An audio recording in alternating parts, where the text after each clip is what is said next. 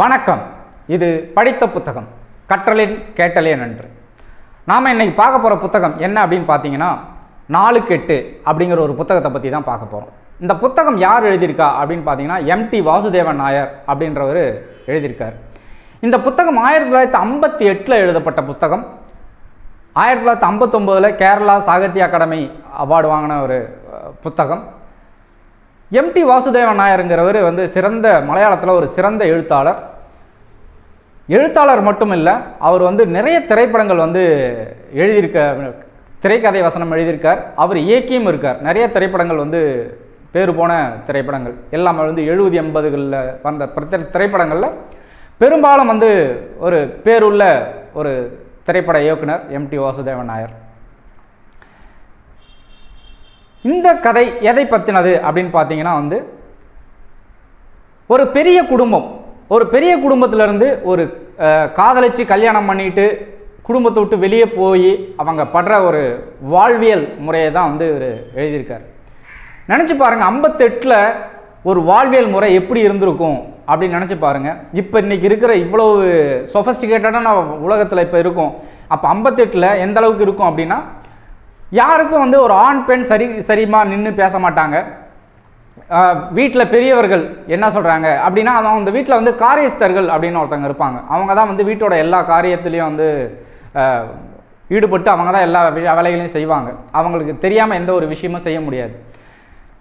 இந்த கதை அப்படி தான் ஒரு நாவல் எப்படி இருக்குது அப்படின்னு பார்த்தீங்கன்னா, ஒரு பெரிய குடும்பம், ஒரு தரவாடுன்னு சொல்லுவாங்க, ரொம்ப பெரிய குடும்பம். ஒரு 64 பேர் அந்த குடும்பத்தில் இருக்காங்கன்னா நினச்சி பாருங்கள் எவ்வளோ பெரிய குடும்பமாக இருக்குது. ஒரு கட்டுக்கோப்பான ஒரு ஒற்றுமையான குடும்பமாக இருந்திருக்கும் அப்படின்னு நினச்சி பாருங்கள். அந்த குடும்பத்தில் பாருக்குட்டி அப்படின்னு ஒரு பெண் இருக்கா. அவள் என்ன பண்ணுறான்னா, கோந்துண்ணி அப்படின்ற ஒரு மனுஷனோட காதல் வயப்பட்டு குடும்பத்தை விட்டு வெளியே காதல் கல்யாணம் பண்ணிட்டு வெளியே போயிடுறான். அவங்களுக்கு அப்புண்ணி அப்படின்னு ஒரு பையன் பிறக்கிறான். இந்த குடும்பம் எப்படின்னா, அவங்க காதலிச்சு கல்யாணம் பண்ணிட்டு போனதால பாருக்குட்டியோட இந்த குடும்பம் எந்த ஒட்டும் உறவும் இல்லாமல் இருக்கிற ஒரு குடும்பம். திடீர்னு அப்புண்ணி ஒரு 7-8 வயசு ஆகும்போது கோந்தோண்ணி இறந்துடுறாரு. தன் மகனை தனியாக வளர்க்குறாங்க பாருக்குட்டி அம்மா. இவன் என்னன்னா இப்படி வளர்ந்துட்டு வரான். என்னன்னா அங்கே இருக்கிற எல்லாரும் பிரமிக்கிறாங்க. ஒரு பெரிய தரவாட்டில், அதாவது பெரிய குடும்பத்து பொண்ணு இங்கே பாவம் கஞ்சிக்கு அல்லோலப்படுது. 5க்கும் 10க்கும் இங்கே கூலி வேலை செஞ்சிட்டு இருக்கு ரொம்ப அப்படின்னு ஊரே சொல்கிறாங்க. ஆனால் அந்த குடும்பத்திலேருந்து இவங்களுக்கு எந்த ஒட்டுவரும் யாரும் எந்த ஒரு ஆறுதலும் அனுதாபமும் இல்லை. அப்படி இருக்கும்போது அந்த அப்புண்ணி ஒரு 8வது முடிச்சிட்றான். 8வது முடித்த உடனே அப்புண்ணி அடுத்து 9வது 10வது பக்கத்தில் இருக்க இன்னொரு ஊருக்கு, கொஞ்சம் தூரம் தள்ளி இருக்கிற ஒரு ஊருக்கு போய் படிக்கணும். அப்போ அந்த ஊரில் போய் பள்ளிக்கூடம் படிக்கணும்னா அங்கே கொஞ்சம் பைசா கட்டணும். எவ்வளோ அப்படின்னு பார்த்தீங்கன்னா, மாதத்துக்கு 1.25 ரூபா கட்டணும். முதல் தடவையாக போய் அட்மிஷன் போடணும் அப்படின்னா 8 ரூபா 3/4 கொடுக்கணும் முதல் அட்மிஷன் போடுறதுக்கு. இப்போ இந்த அம்மா என்னன்னா, பையன் அங்கே படிக்க போகிறேன் அப்படின்னு சொல்லிட்டான். ஸோ அதுக்காக இந்த அம்மா நிறைய வேலையெல்லாம் செஞ்சு ஒரு 9 ரூபா கையில் சேர்த்து வச்சுருக்காங்க. ஆனால் இங்கேருந்து அந்த டவுனுக்கு, அந்த டவுனில் பக்கத்தில் இருக்க ஊருக்கு கொண்டு போய் பிள்ளைய சேர்த்தணும் அப்படின்னா ஒரு தனி மனுஷியாக அது ஒரு கணவனை இழந்த பெண் போய் சேர்த்துறது அவளுக்கு வல்லதாக படலை. சரி, என்ன பண்ணலாம் அப்படின்னு பார்த்தீங்கன்னா, அங்கே சங்கர நாயர்னு ஒருத்தர் இருக்கார். அவர் பாருக்குட்டி வேலை செய்கிற இடத்துல தான் அவரும் வேலை செய்கிறாரு. அவர்கிட்ட இவர் ஒன்றும் பெருசாக பழக்க வழக்கெல்லாம் இல்லை. அப்போ பாருக்குட்டி ஒரு நாள் சங்கரன்ட்ட கேட்குறாரு, இது மாதிரி என் பையன் பக்கத்தில் இருக்க பெரிய பள்ளிக்கூடத்துக்கு 9வது 10வது படிக்கணும்னு ஆசைப்பட்றான். இவருக்கு ஒரே பயக்கம், என்னடானா திடீர்னு காசு கீசு கடன் கட்டுருவாளோ, நம்மள்கிட்டே சல்லி பைசா இல்லையே அப்படின்ற ஒரு தயக்கம் இவருக்கு இருக்குது. அப்போ பாருக்குட்டி சொல்லும் போது என்ன சொல்கிறாங்கன்னா, இல்லை பைசாலாம் என்கிட்ட இருக்குது, என் பிள்ளைய கூட கொண்டு போய் நீங்கள் பள்ளிக்கூடத்தில் அட்மிஷன் மட்டும் போட்டு வரணும் அப்படின்னு சொல்கிறாங்க. சரி, இவரும் சரி நான் அந்த உதவி செய்கிறேன், உங்களுக்காக ஏன் செய்யாமல் என்ன பண்ணுறேன்னு சொல்லிட்டு அந்த உதவியை அடுத்த நாள் அப்புண்ணியை கூப்பிட்டு போகிறார். ஸ்கூலில் போகிறார். கார்டியன் யாருன்னு கேட்டோடனே சங்கர நாயர் அவர் பேரே கொடுக்குறாரு. அப்புண்ணிக்கு ஒரு சந்தேகம், நம்ம ஏன் இவர் பேரை கொடுக்குறாரு அப்படின்னு. சரி, ஓகே, இதை கூட கொடுத்துட்டாரு அப்படின்னு சொல்லிட்டு முடிவு பண்ணிட்டு வந்தாச்சு. இப்போ வந்தோடனே இந்த சங்கர நாயரை பாருக்குட்டிக்கு செய்த உதவி ஊரில் எல்லாருமே வேறொரு கண்ணோட்டத்தில் பேச ஆரம்பிச்சிட்டாங்க. இது இவருக்கு ரொம்ப சங்கடமாக போச்சு. சரி, இதனால் என்ன தப்பு, நம்மளும் ஒத்தையில் இருக்கோம், நமக்கும் ஒரு வயசாயிடுச்சு, அந்த அம்மாவும் ஒரு ஒத்தையில் இருக்குது, நமக்கு ஒருத்தர் ஒத்தையாசம் இருந்தால் என்ன, நல்லது தானே அப்படின்னு சொல்லிட்டு கடைசி காலத்தில் ஒரு உதவியாக இருக்குமே அப்படின்னு சொல்லிட்டு இவர் பார்வதிகிட்ட போயிட்டு சரி பேசிடலாம் அப்படின்னு போகிறார். போகலான்னே வந்து பேசுகிறார் பார்வதி, இது மாதிரி வந்து ஊர்லலாம் இந்த மாதிரி பேசுகிறாங்க, உனக்கு எப்படி அப்படின்னு கேட்டோடனே அந்த அம்மா ஒரே வார்த்தையை சொல்லுது, என் பிள்ளையை தாண்டி எனக்கு ஒரு ஜீவிதம் இல்லை, என் புள்ள தான் எனக்கு வாழ்க்கை அப்படின்னு சொன்னோடனே அப்போ அப்புண்ணியும் வரான். அப்புண்ணியும் வந்தோடனே இந்த பேச்சை நிறுத்திட்டு பார்வதியம்மா இதெல்லாம் மனசில் வச்சுக்காதீங்க, மறந்துடுங்க அப்படின்னு சொல்லிட்டு போனோடனே, ஏன்னா அப்புண்ணிகிட்டையும் வந்து அரசல் புரசலாக வந்து சங்கரநாராயணருக்கும் உங்கள் அம்மாவுக்கும் அப்படின்னு வந்து பேசினோடனே அப்புண்ணிக்கு வந்து ரொம்ப கோவம் வந்துடுது. என்னடா ஊரே வந்து இப்படி இந்த மாதிரி அசிங்கமாக பேசுகிறாங்களே அப்படின்னு வந்து அப்புண்ணி என்ன பண்ணுறான், போய் ஒரு ஆத்தங்கரையில் ஓரமாக உட்காந்து ரொம்ப வருத்தப்பட்டுட்டு இருக்கான். அப்போ செய்தலி குட்டி அப்படின்னு ஒரு மனுஷன் வந்து வர்றார். அப்புண்ணியை பார்த்தோன்னே என்னப்பா என்ன தனியாக உட்காந்துருக்க, என்ன விஷயம் பிரச்சனை அப்படின்னோடனே, இல்லை எனக்கு வந்து ரொம்ப கஷ்டமாக இருக்குது, பிடிக்கல, எங்கே எங்கேயாவது போயிடலான் இருக்கேன் நான் அப்படின்னோடனே அவர் வந்து சொல்கிறார், நீ ஏன் அங்கிட்டு இங்கிட்டு போகணும், உனக்குன்னு ஒரு பங்குள்ள ஒரு வீடு அந்த தரவாடு அந்த பெரிய குடும்பம் இருக்குல்ல, அங்கே போ, அங்கே உனக்கு இல்லாத பங்கா, யார் என்ன பண்ணுவா, நீ அங்கே போய் இரு, அங்கே உங்கள் பாட்டிலாம் இருக்காங்க அப்படின்னு சொல்கிறார். அப்போ இன்றைக்கி வந்து ஆமாம் இல்லை, அது எனக்கும் ஒரு சொந்தமான வீடு தானே, எனக்கு அதில் ஒரு பங்கு இருக்குல்ல, நான் ஏன் அந்த வீட்டுக்கு போகக்கூடாது அப்படின்னு சொல்லிட்டு அந்த தரவாட்டுக்கு அப்புண்ணி போயிடலாம். போனோடனே அங்கே வந்து யார் என்னன்னு கேட்டோடனே இது மாதிரி பார்வதியோட பையன் அப்படின்னு சொன்னோடனே அந்த பாட்டி பார்வதியோட அம்மா வந்து என் பேரனே வாடா அப்படின்னு சொல்லிட்டு வீட்டில் வந்து சேர்த்துறாங்க. வீட்டில் எல்லாருக்கும் ஒரு முகசொலிப்பு இருக்குது.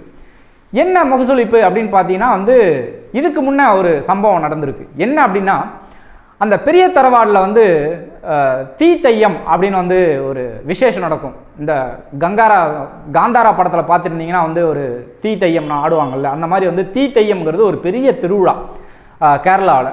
அப்போ ஒரு பாட்டி வந்து அந்த வீட்டுக்கு வந்து அழைச்சிட்டு போயிருப்பா சின்ன வயசில், ஒரு 7-8 வயசில் அழைச்சிட்டு போயிட்டு இருக்கும்போது என்ன பண்ணுவாங்கன்னா, இது யார் பையன் அப்படின்னு கேட்கும்போது இது வந்து பார்வதியோட பையன் அப்படின்னு சொன்னோடனே அந்த பார்வதியோட அண்ணா அப்புண்ணியோட தாய் மாமா வந்து கண்ட நாய்க்கெலாம் என் வீட்டில் இடம் எதுக்கு அப்படின்னு சொல்லிட்டு கழுத்தை பிடிச்சி வெளியே தள்ளிடுறார். போடா இங்கெல்லாம் எதுக்கு வர, நீ யார், இங்கே இந்த வீட்டுக்கு உனக்கு என்ன சம்மந்தம்னு சொல்லிட்டு கழுத்தை பிடிச்சி வெளியே தரத்துறார். அந்த ஒரு 7-8 வயசு பையனுக்கு அந்த ஏற்பட்ட அவமானம் வந்து நெஞ்சுக்குள்ளேயே வந்து இருக்குது. அதனால் இப்போ போகிறது இது நியாயமானா இப்போ ஒரு வேகத்தில் போகிறான். ஏன்னா வந்து அம்மா மேலே இப்படி ஒரு பேசுகிறாங்க, எனக்கு இருக்க பிடிக்கல, பசங்கள்லாம் வந்து ரொம்ப பரிகாசம் பண்ணுறாங்க அப்படின்னோடனே அங்கே அந்த வீட்டுக்கு போனோடனே பாட்டி வந்து அரவணைச்சோடனே எல்லாரும் வந்து வேறு வழி இல்லை, சரி பாட்டி சொல்லிட்டா அப்படிங்கிறதுக்காக ஒரு முகம் கொடுத்து பேசாமல் அங்கே மாலுக்குட்டி அப்படின்னு ஒரு பொண்ணு இருக்கா. அந்த பொண்ணு வந்து இவனுக்கிட்ட தான் வந்து கொஞ்சம் நல்லா வணக்கமாக சாப்பிட்டியா கொண்டியா அப்படின்னு வந்து பேசிகிட்டு இருக்கா. ஸோ அது இவனுக்கு ஒரு ஆறுதலாக இருக்குது. இப்போ என்னன்னா, இவன் பள்ளிக்கூடம் போகிறதுக்கு இப்போ வந்து ஃபீஸ் கட்டியாச்சு. ஆனால் மாதம் 1.25 ரூபா வந்து ஃபீஸ் கட்டணும். அந்த 1.25 ரூபாய்க்கு இவன் என்ன பண்ணுறதுன்னு தெரியல. இவனோட அதிர்ஷ்டவசமாக என்னவோ தெரியல, வாத்தியார் வந்து ஒரு நாள் கூப்பிட்டோடனே வந்து எப்பா இது மாதிரி உனக்கு வந்து ஸ்காலர்ஷிப் வந்து அப்ளை பண்ணியிருந்தோம், அது கிடச்சிருச்சு, அதனால் இந்த 8 மாதங்களுக்கு உண்டான காசும் அந்த நீ முதல்ல அட்மிஷன் போட்ட காசு எல்லாம் சேர்த்து ஒரு 26 ரூபா உனக்கு வந்து அரசாங்கம் வந்து உனக்கு கொடுக்குது அப்படின்னு சொல்லிட்டு 26 ரூபாய் வந்து வாங்குறாரு. 26 ரூபா வாங்கினா இது பெரிய கோடீஸ்வரன் அப்படின்ற ஒரு மிதப்பு, அந்த அளவுக்கு வந்து காசு கையில் வந்தோடனே எனக்கு என்ன பண்ணணும்னு தெரில. நேராக வீட்டுக்கு வரான், பாட்டிகிட்ட சொல்கிறான். பாட்டி என்ன சொல்கிறா, என்கிட்ட கொஞ்சம் பைசா கொடுத்து வையே அப்படின்னு சொல்கிறா. சரி நம்ம என்ன செலவு பண்ண போகிறோம், நம்ம என்ன பண்ண போகிறோம் அப்படின்னு வந்து பைசா வந்து பாட்டிகிட்ட கொடுத்து வைக்கிறா. அப்போ வந்து சின்ன மாமா குட்ட மாமான்னு ஒருத்தர் இருக்கார், அவர் வந்து ஒரு 5 ரூபா காசு கேட்குறாரு. சரி அப்படின்னு மாமாட்ட கொடுத்தாச்சு, ஏன்னா அவர் வீட்டிலலாம் வந்து சாப்பிட்டுட்டு இருக்கோம் அப்படின்னு. அப்புறம் பெரிய மாமா இருக்கார், பெரிய மாமாட்டையும் கொஞ்சம் பைசா கொடுத்தாச்சு. ஸோ எல்லா பைசாவும் கொடுத்தாச்சு எல்லாருக்கும். இப்போ பைசாலாம் கொடுத்தோடனே வீட்டில் வந்து உபசரணைகள் வந்து வேறு மாதிரி இருக்குது. ரொம்ப நல்லா கவனிக்கிறாங்க, நல்லா சாப்பாடு தராங்க, இப்படிலாம் இருந்தோடனே அப்போ நீ சரி ஸ்கூல் போகிறான் வரான். திடீர்னு இப்போ என்னன்னா 10வது வந்துட்டான். 10வது பரீட்சைக்கு பணம் கட்டணும் அப்படின்னா என்ன பண்ணுறான்னா, ஒரு 5 ரூபா காசு இல்லை. அப்போ எல்லார்ட்டையும் வந்து மாமாட்டில் கொடுத்த கம்பகத்திலாம் காசு கேட்டால், நீ என்ன கொடுத்த கடனை கேட்க அந்தளவுக்கு பெரிய ஆகிட்டியா, இருந்தால் அதை தரமாட்டோமா, பைசா இல்லை போ அப்படின்னு வந்து எல்லாரும் வந்து சொல்லிடுறாங்க, இல்லைன்னு சொல்லிடுறாங்க. இப்போ பரீட்சை எழுதுவோமா மாட்டோமா அப்படின்ற ஒரு நிர்கதியில் நிற்கிறான் அப்புண்ணி. அப்போ என்ன பண்ணுறதுனே தெரில, யார்கிட்ட போய் கேட்கலாம். அவங்க தெரிஞ்ச ஃப்ரெண்ட்ஸு எல்லார்ட்டையும் கேட்கும்போது ஒரு ஃப்ரெண்டு வந்து என்ன பண்ணுறான், காசு கொண்டாந்து கொடுக்குறான். இது மாதிரி வந்து உன் கஷ்டத்துக்கு வந்து ஒருத்தங்க வந்து காசு கொடுத்தாங்க, நீ போய் இப்போ கட்டி பரீட்சை எழுது அப்படின்னு. இவனும் போய் சரி இந்த நேரத்தில் பைசா கிடைச்சா போதுன்னு சொல்லிட்டு பைசா கட்டி பரீட்சை எழுதுறதுக்கு எல்லாம் ஆயத்தமாயிடுச்சு.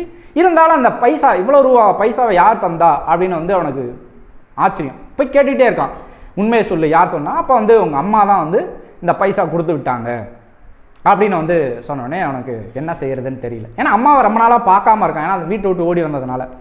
இப்போ 10வது முடிச்சாச்சு, பாஸ் பண்ணிட்டான். 10வது பாஸ் பண்ணோடனே என்ன பண்ணணும் அப்படின்னு தெரியல.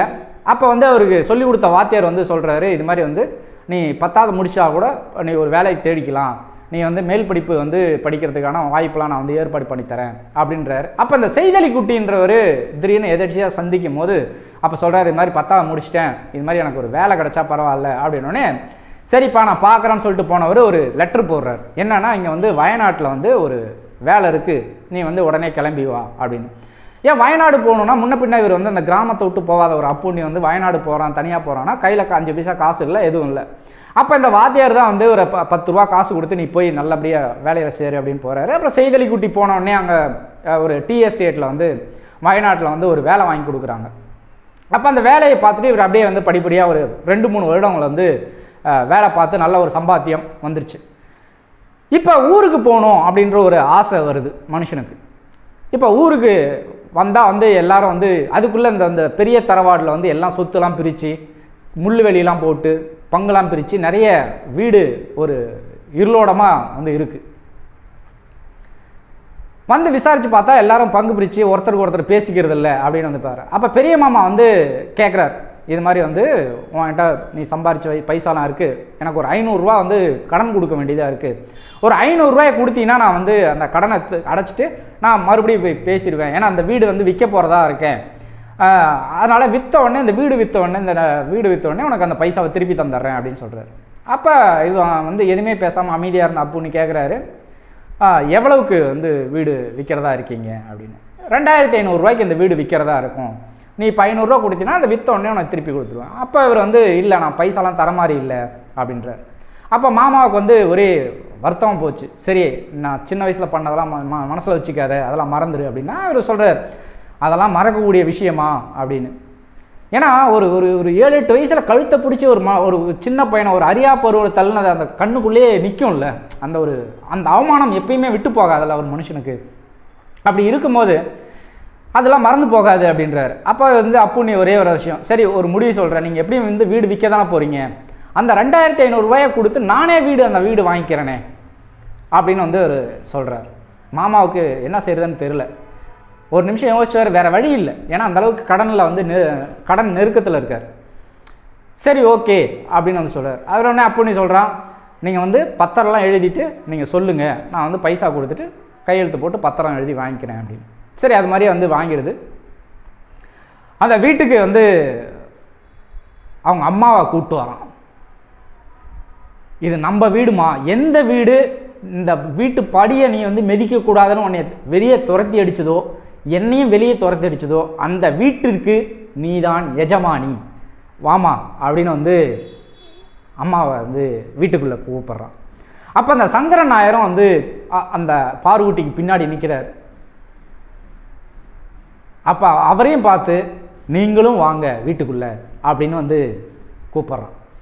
அந்த ஒரு நெகிழ்ச்சியான தருணம், அதாவது எப்படின்னா நினச்சி பாருங்கள், ஒரு அதுதான் வந்து தோற்ற இடத்தில் ஜெயித்து காட்ட வேண்டும் அப்படிங்கிறது தான் அந்த மோரல் ஆஃப் த ஸ்டோரி இந்த புத்தகத்தில்.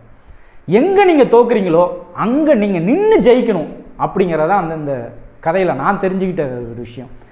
எங்கெல்லாம் தோக்குறோமோ அங்கெல்லாம் நம்ம நின்று ஜெயிக்கணும், அப்போ தான் வந்து எல்லாரும் நம்மளை ஒரு மனிதனாக மதிப்பார்கள். இது போன்ற சுவாரஸ்யமான புத்தகங்களை பற்றி தெரிந்து கொள்ள மறக்காமல் படித்த புத்தகம் சேனலை சப்ஸ்கிரைப் பண்ணுங்கள். நன்றி, வணக்கம்.